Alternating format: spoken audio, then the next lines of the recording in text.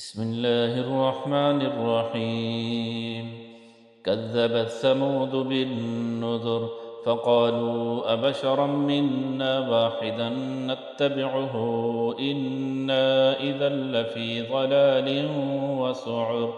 ألقي الذكر عليه من بيننا بل هو كذاب أشر سيعلمون غدا من الكذاب الأشر إنا مرسل الناقة فتنة لهم فارتقبهم واصطبر ونبئهم أن الماء قسمة بينهم كل شرب محتضر فنادوا صاحبهم فتعاطى فعقر فكيف كان عذابي ونذر إنا أرسلنا عليهم صيحة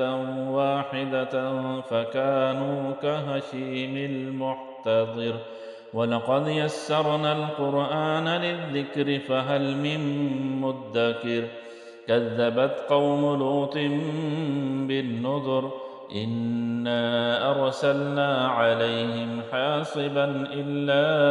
آل لوط نجيناهم بسحر نعمة من عندنا كذلك نجزي من شكر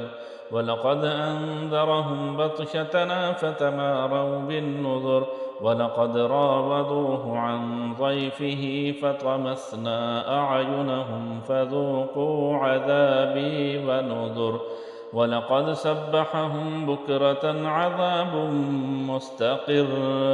فذوقوا عذابي ونذر ولقد يسرنا القرآن للذكر فهل من مدكر